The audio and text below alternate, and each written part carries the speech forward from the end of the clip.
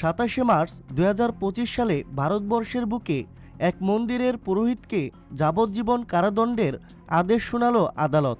সেই পুরোহিতের অপরাধ, সে এক নায়িকাকে খুন করেছে। কিন্তু একটা মন্দিরের পুরোহিত আচমকা কোনো নায়িকাকে খুন করতে যাবে কেন? এখানেই এই চাঞ্চল্যকর ঘটনার সবচেয়ে বড় রহস্যটা লুকিয়ে রয়েছে, যা শুনলে হয়তো আপনিও বাদবাকিদের মতো আসল দোষীকে আইডেন্টিফাই করতে গিয়ে দ্বন্দ্বে পড়ে যাবেন। কারণ এখানে খুন হওয়া নায়িকার জীবনে এমন একটা অতীত লুকিয়ে রয়েছে যা বড়ই ভয়ঙ্কর।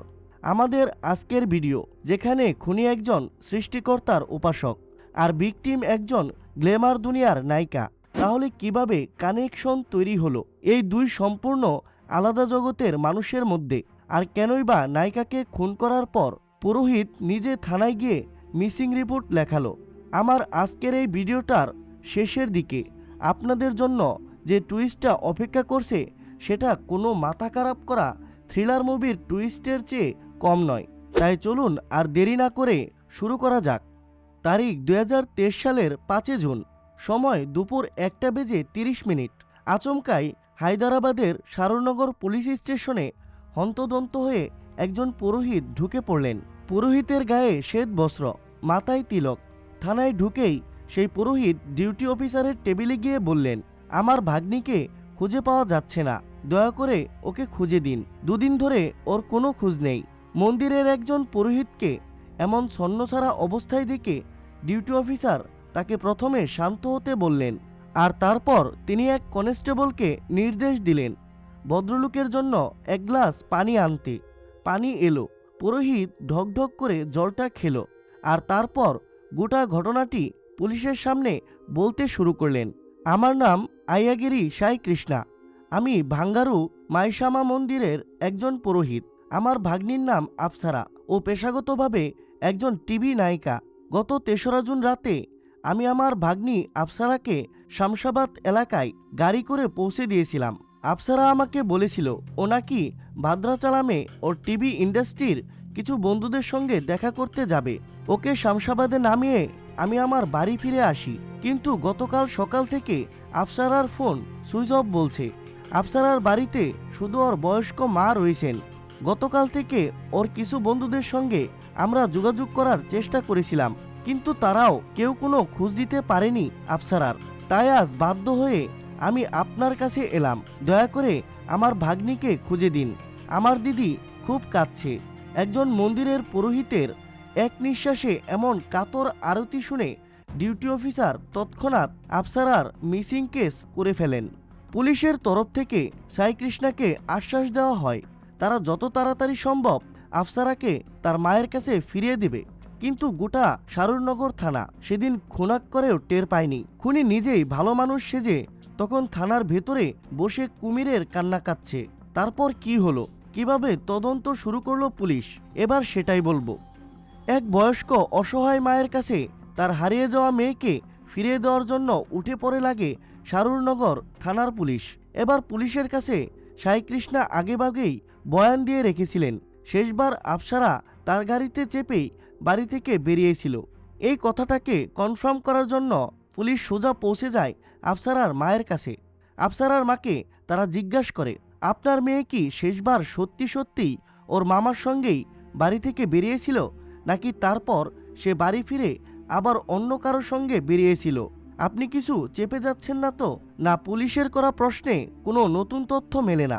আফসারার মাও কনফার্ম করেন আফসারা সত্যি সত্যি শেষবারের মতো তার মামার সঙ্গেই বেরিয়েছিল। এবার পুলিশ শুরু করে চিরুনি তল্লাশি। তারা প্রথমে যেটা করে সেটা হলো সিসিটিভি ফুটেজ চেক করা। আফসারার বাড়ি থেকে শামশাবাদের যে লোকেশনে শ্রীকৃষ্ণ আফসারাকে গাড়ি থেকে নামিয়েছিলেন তার দূরত্ব প্রায় 21 কিলোমিটার। পুলিশ এই 21 কিলোমিটার দীর্ঘ পথে যে কটা সিসিটিভি ক্যামেরা বসানো ছিল তার সবকটার ফুটেজ চেক করা আরম্ভ করে। আফসারার বাড়ির সামনে থাকা সিসিটিভি ফুটেজে দেখা যায় আফসারা স্বেচ্ছায় নিজে নিজেই হেঁটে গিয়ে মামা সাই কৃষ্ণার গাড়িতে উঠেন। কিন্তু তারপর আর ওই সিসিটিভিতে আফসারাকে বাড়ি ফিরতে দেখা যায় না। এরপর পুলিশ শামশাবাদ এলাকার সিসিটিভি ফুটেজ চেক করে, কিন্তু সেখানকার কোনো ফুটেজেই আফসারাকে গাড়ি থেকে নামতে দেখা যায় না। পুলিশ অনুমান করে হয়তো সাইকৃষ্ণা টেনশনে ভুল ড্রপ লোকেশন বলছে, তাই তারা শামশাবাদ এলাকা থেকে খানিকটা এগিয়ে গিয়ে সেখানকার বিভিন্ন ফুটেজে আফসারাকে খোঁজার চেষ্টা করে। কিন্তু আশ্চর্যজনকভাবে কোনো সিসিটিভি ফুটেজেই আফসারার দেখা মেলে না। কিন্তু সেটা কিভাবে হয়? একটা জলজান্ত মেয়েকে তার মামা গাড়ি থেকে নামালো, আর তারপরে কি সেই মেয়েটা হাওয়ায় ভ্যানিশ হয়ে গেল? এই প্রশ্নের উত্তর খোঁজার জন্য পুলিশ সিদ্ধান্ত নেয় পুরোহিত আয়াগিরি সাইকৃষ্ণাকে থানায় ডেকে জিজ্ঞাসাবাদ করার। সাইকৃষ্ণা থানায় আসেন, আর পুলিশ সেই মুহূর্তে সিসিটিভি ফুটেজের তথ্যটা ওর সামনে তুলে ধরে। সঙ্গে সঙ্গে সাইকৃষ্ণা ঘাবড়ে যায়, কারণ সে হয়তো পুলিশের সিসিটিভি ফুটেজ চেক করার বিষয়টা ধারণাও করতে পারেনি। এবার ঘাবড়ে যাওয়ার ফলে সাইকৃষ্ণার বয়ান বদলাতে শুরু করে। সে কখনো বলে আফসারাকে সে শামশাবাদে নয়, তেরুমাঙ্গা স্টোভে নামিয়েছিলেন। আবার কখনো বলে আফসারাকে সেদিন বাইকে করে একটা ছেলে নিতে এসেছিল। পুলিশ বুঝতে পারে সাইকৃষ্ণা গল্প বানাচ্ছে, তাই তারা সাইকৃষ্ণাকে কড়াডোজ দেওয়া চালু করে। আর পুলিশের কড়াডোজের মানে আপনারা তো জানেনই। খানিকক্ষণের মধ্যেই পুলিশের কাছে আসল সত্যিটা গড়গড়িয়ে বলতে শুরু করে সাইকৃষ্ণা। কিন্তু এই নৃশংস সত্যিটার জন্য হয়তো পুলিশও প্রস্তুত ছিল না। কি সেই সত্যি? এবার জেনে নেব সেটাই। আইয়াগারি ব্যাংকট সুরিয়া সাইকৃষ্ণা, জানলে অবাক হয়ে যাবেন। 38 বছর বয়সী সাইকৃষ্ণা বাঙ্গারু মাইসাম্মা মন্দিরের পুরোহিত হওয়ার পাশাপাশি একজন MBA গ্র্যাজুয়েটও ছিল। নিজস্ব কনস্ট্রাকশনের ব্যবসাও ছিল সাইকৃষ্ণার। এদিকে আফসারা ছিল একজন স্ট্রাগলিং টিভি অভিনেত্রী। ভাগ্নি হওয়া সত্ত্বেও সাইকৃষ্ণার থেকে মাত্র 6 বছরের ছোট ছিল আফসারা। ফলে ভাগ্নি আফসারার সঙ্গে বন্ধুর মতোই সম্পর্ক ছিল সাইকৃষ্ণার। কিন্তু এই নিখাত বন্ধুত্ব আচমকাই একদিন প্রেমে পরিণত হয়ে পৌঁছে গেল শারীরিক ঘনিষ্ঠতার পর্যায়ে। আর সেখান থেকেই গর্ভবতী হয়ে পড়ল আফসারা। এবার আপনারা নিশ্চয় ভাবছেন হয়তো এই কারণেই সাইকৃষ্ণা খুন করেছিল আফসারাকে। কিন্তু না, ঘটনাটা ছিল আরও জটিল। আর সেটা হলো, একে তো সাইকৃষ্ণা সম্পর্কে আফসারার মামা ছিল, আর তার উপর সে ছিল বিবাহিত। হ্যাঁ, সাইকৃষ্ণার বাড়িতে তার স্ত্রীর পাশাপাশি সন্তানও ছিল। আফসারা এই সমস্ত কিছু জেনেও মামা সাইকৃষ্ণার সঙ্গে শারীরিক সম্পর্কে জড়ায় এবং গর্ভবতী হয়ে পড়ে। তবে তারপর সাইকৃষ্ণার ব্রেন ওয়াশে আফসারা নিজের আগত সন্তানটিকে অ্যাবর্শন করায়। কিন্তু এরপর থেকেই সে মামা সাইকৃষ্ণাকে চাপ দিতে থাকে তার মামিকে ডিভোর্স দেওয়ার জন্য। কারণ আফসারা চাইতো তার মামা তার মামিকে ডিভোর্স দিয়ে তাকে বিয়ে করুক। কিন্তু সাইকৃষ্ণা এই প্রস্তাবে রাজি না হওয়ায় তাকে ব্ল্যাকমেইল করা শুরু করে আফসারা। পুলিশ সূত্রের খবর, তারা আফসারা এবং সাইকৃষ্ণার চ্যাট ঘেটে এমন কিছু ব্ল্যাকমেইলের মেসেজ উদ্ধার করেছে, যেখানে আফসারা তার মামাকে বলছে, হয়তো তুমি মামিকে ডিভোর্স দিয়ে আমাকে বিয়ে করো, নয়তো সমাজের সামনে অপমানিত হওয়ার জন্য প্রস্তুত হও। আমি কিন্তু তোমাকে এত সহজে রেহাই দেব না। ভাগ্নির এই ক্রমাগত ব্ল্যাকমেইল খানিকটা সময় পরে গিয়ে সাইকৃষ্ণাকে বাধ্য করে একটা মারণ পদক্ষেপ নিতে। পুলিশ সূত্রের খবর অনুযায়ী সাইকৃষ্ণার গুগল সার্চ হিস্ট্রি খতিয়ে দেখে তারা উদ্ধার করেছে আফসারাকে মারার কিছুদিন আগে সাইকৃষ্ণা গুগলে সার্চ করেছিলেন হাউ টু হিউম্যান বিং। কিন্তু তারপর কিভাবে আফসারাকে খুন করলো সাইকৃষ্ণা, আর কিভাবে বা দৃশ্যম সিনেমার দাস অবলম্বন করে আফসারার ডেড বডি লুকানোর চেষ্টা করলো, এবার সেটাই জেনে নেব। 3রা জুন রাত 8:15 আফসারাদের বাড়ির সামনে গাড়ি নিয়ে এসে দাঁড়ালো সাইকৃষ্ণা। আসলে এর কিছুদিন আগেই আফসারা সাইকৃষ্ণার কাছে জেদ ধরেছিল তাকে কোয়েম্বাতোরে একটা মন্দিরে ঘুরতে নিয়ে যাওয়ার জন্য। আফসারার এই কোয়েম্বাতোর যাওয়ার প্ল্যানই সাইকৃষ্ণার মাথায় মারণ ছকটার জন্ম দেয়। আফসারা বাড়িতে মাকে মিথ্যে বলে বেরোয়। তিনি মাকে বলেন ইন্ডাস্ট্রির বন্ধুদের সঙ্গে কোয়েম্বাতোর যাচ্ছি, ওরা সবাই ভাদ্রাচালামে মিট করে তারপর সেখান থেকে বাস ধরে কোয়েম্বাতোরে যাবে। যেহেতু ভাদ্রাচালামের বাস শামশাবাদ থেকে ছাড়ে, তাই মামা তাকে শামশাবাদে ড্রপ করে দেবে। আফসারার মা গোটা বিষয়টা বিশ্বাস করে নেয়। তারপর নির্দিষ্ট সময়ে সাইকৃষ্ণার গাড়ি এলে তিনি মেয়েকে গাড়িতেও তুলে দেন। গাড়ি ছুটতে আরম্ভ করে। শামশাবাদ পেরিয়ে গাড়ি পৌঁছয় সুলতানপুরের কাছে। ততক্ষণে আফসারার চোখ লেগে এসেছিল সুলতানপুরের কাছে পাহাড়ি জঙ্গলের রাস্তায়। গাড়ি থামালো সাইকৃষ্ণা, আর তারপর সন্তপূর্ণে গাড়ির পেছন থেকে গাড়ি ঢাকা দেওয়া ত্রিপলটা নামিয়ে আনলো সে। আফসারা তখনও ঘুমোচ্ছে। আচমকা আফসারার দিকে গাড়ির দরজাটা খুলেই তার মুখে ত্রিপলটা চাপিয়ে শক্ত করে চেপে ধরল সাইকৃষ্ণা। আফসারার ঘুম ভাঙতেই সে বুঝল সাইকৃষ্ণা তার শ্বাসরোধ করার চেষ্টা করছে, তাই সে সজোরে হাত পা ছুড়তে লাগলো। আর একটা সময় পর সে সজোরে একটা লাথি মারল মামা সাইকৃষ্ণাকে। ওই লাথিটার আঘাতে দূরে ছিটকে গিয়ে পড়ল সাইকৃষ্ণা। আর সেই সুযোগে মুখ থেকে ত্রিপলটা সরিয়ে পালানোর চেষ্টা করল আফসারা, কিন্তু বেশি দূর পালাতে পারল না সে। আফসারাকে পিছন থেকে ঝাপটে ধরে মাটিতে ফেলে দিল সাইকৃষ্ণা।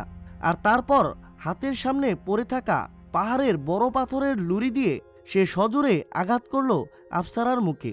প্রবল যন্ত্রণায় চিৎকারে ফেটে পড়ল আফসারা, কিন্তু ওই পাহাড়ি জঙ্গলের পথে আফসারার চিৎকার কেউ শুনতে পেল না। এরপর সেই নড়ি দিয়েই সাইকৃষ্ণা আফসারাকে ততক্ষণ অবধি আঘাত করতে লাগলো যতক্ষণ অবধি সে নিশ্চিন্ত হলো যে আফসারা সত্যি সত্যি মারা গেছে। এরপর সাইকৃষ্ণা আফসারার মৃতদেহ নিজের গাড়ির বুট স্পেসে ঢুকায়। আর তারপর সেই গাড়ি ড্রাইভ করে সে ফিরে আসে নিজের বাড়িতে। নিজের বাড়ির পার্কিং লটে ডিটারি সমেত গাড়িটাকে রেখে চুপচাপ ঘরে ঢুকে যায় সাইকৃষ্ণা। চৌঠা জন সারাদিন ধরে সাইকৃষ্ণা প্ল্যান করতে থাকে ঠিক কোন জায়গায় নিরাপদে আফসারার লাশটাকে লুকানো যায়। আর এদিকে গাড়ি থেকে যাতে গন্ধ না বেরোয় তাই সাইকৃষ্ণা বেশ কয়েকবার নিজের বাড়িতে রুম ফ্রেশনারও স্প্রে করে। এবার একটা তথ্য জানলে শিউরে উঠবেন। 5 জুন যখন সাইকৃষ্ণা থানায় গিয়ে আফসারার মিসিং রিপোর্ট লেখাচ্ছিল তখনও সাইকৃষ্ণার বাড়ির পার্কিং লটেই আফসারার মৃত পড়েছিল। অর্থাৎ 5 জুন রাতে সাইকৃষ্ণা আফসারার ডেড বডিকে নিয়ে পৌঁছে যায় বাঙ্গারু ও মাইশামা মন্দিরের পিছন দিকে। ওখানেই রয়েছে স্থানীয় সরকারি সাব রেজিস্ট্রারের অফিস। সাইকৃষ্ণা আগে থেকেই লক্ষ্য করেছিল সেখানে একটা ম্যানহোল সর্বক্ষণ খোলাই পড়ে থাকে, আর সেই স্থির করে সেই ম্যানহোলের মধ্যে আফসারার বডিটাকে ঢুকিয়ে তার মধ্যে মাটি চাপা দিয়ে সিমেন্টের মাধ্যমে সিল করে দেবে। আর সাব রেজিস্ট্রার অফিসের লোকেরা ভাববে পৌরসভা থেকে ম্যানহোল বোঝানোর কাজ হয়েছে। 6 জুন ভোরবেলায় 2 লরি মাটি এনে আফসারার ডেড বডি এবং পুরো ম্যানহোলটাকে জ্যাম করে দেয় সাইকৃষ্ণা। আমি আগেই বলেছিলাম সাইকৃষ্ণা কনস্ট্রাকশনের ব্যবসা করত, তাই তার মাটি জোগাড় করতেও অসুবিধা হয় না। ম্যানহোলে মাটি দেওয়ার পর সেটাকে সিমেন্ট দিয়ে সেল করে সাইকৃষ্ণা ভেবেছিল সে বেঁচে যাবে, কিন্তু কথায় আছে না বাঘে শুলে 18 গা আর পুলিশ শুলে 36। তাই পুলিশের করাডোজ পড়তেই গড়গড়িয়ে সবটা স্বীকার করে ফেলে সাইকৃষ্ণা। ম্যানহোলের ভিতর থেকে আফসারার ডেড বডি উদ্ধার হয়। আর তারপর খবরের কাগজে সাইকৃষ্ণা এবং আফসারার ছবি বেরোতেই এই কেসের একটা অভাবনীয় টুইস্ট মাথা ঘুরিয়ে দেয় পুলিশ সহ গোটা হায়দ্রাবাদের। কি সেই টুইস্ট, এবার সেটাই বলবো। আয়াগারি সাইকৃষ্ণার করা এই জঘন্যতম অপরাধের প্রতিবাদ করে যখন গোটা হায়দ্রাবাদ মৃত আফসারার প্রতি সহানুভূতি দেখাচ্ছে, তার অকাল মৃত্যুতে জাস্টিস চাইছে, ঠিক তখনই এমন একটা ঘটনা ঘটে যা এই কেসটাকে সম্পূর্ণভাবে অন্যদিকে নিয়ে চলে যায়। নিউজ পেপারে আফসারার ছবি প্রকাশ পেতেই কোয়েম্বাতরের এক বয়স্ক মহিলা দাবি করে বসেন, এটা তো আমার বৌমার ছবি, আর এই মেয়েটার জন্যই আমার ছেলে আত্মহত্যা করার জন্য বাধ্য হয়েছিল। কি আপনারাও চমকে গেলেন তো? ঠিক এমনভাবেই গোটা হায়দ্রাবাদও চমকে গিয়েছিল কোয়েম্বার নিবাসী মৃত সফটওয়্যার ইঞ্জিনিয়ার কার্তিক রাজার মায়ের কথা শুনে। এবার বলি আসল ঘটনাটা ঠিক কি হয়েছিল।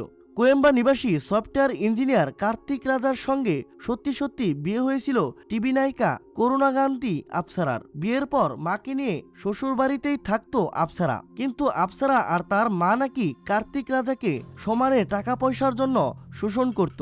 আফসারা আর তার মায়ের বিলাসবহুল জীবনযাপন, দামি দামি জামা কাপড় এবং গয়না কেনা, উইকেন্ডে পার্টি করে বেড়ানো, বিদেশি কসমেটিক্স কেনা, এই সব কিছুর বিল পেমেন্ট করতে হতো আফসারার স্বামী কার্তিক রাজাকে। তামিল সিনেমায় চান্স পাওয়ার জন্য মাঝে মধ্যেই প্রডিউসার ডিরেক্টরদের ডেকে পার্টি দিত আফসারা, সেই বিলও মেটাতে হতো কার্তিক রাজাকে। কার্তিকের মা ধনালক্ষ্মী দেবীর বয়ান অনুযায়ী আফসারা আমার ছেলেকে বিয়ে করেছিল শুধুমাত্র ওর মোটা মাইনের চাকরি দেখে। ওই 2 মা মেয়ে মিলে আমার ছেলেটাকে পাগল করে দিয়েছিল। ওদের লাইফস্টাইল মেনটেন করার জন্য আমার ছেলে 25 লক্ষ টাকা ব্যাংক লোন নিয়েছিল, কিন্তু তাতেও মা মেয়ের খিদে মেটেনি, ওরা আরও চাইতো। এরপর যখন আমার ছেলের কাছে টাকা ফুরিয়ে এলো, তখন মা মেয়ে মিলে আমার ছেলের নামে পুলিশ কমপ্লেন করে দিল আমার ছেলে নাকি আফসারাকে শারীরিক অত্যাচার করত। ওই মিথ্যে মামলায় আমার ছেলেটাকে পুলিশ ধরে নিয়ে গেল, 15 দিন জেলে রাখলো। জেল থেকে ফেরার পর সামাজিক অসম্মানের ভয়ে আমার ছেলেটা বাধ্য হয়ে সুসাইড করলো। আর তারপরে আচমকা একদিন মা মেয়ে মিলে কোয়েম্বাটোর ছেড়ে পালিয়ে গেল। তাই আফসারার সঙ্গে যা হয়েছে সেটা উপরওয়ালাই করেছেন। আমার ছেলেটাকে মা মেয়ে মিলে খেয়ে নিয়েছে।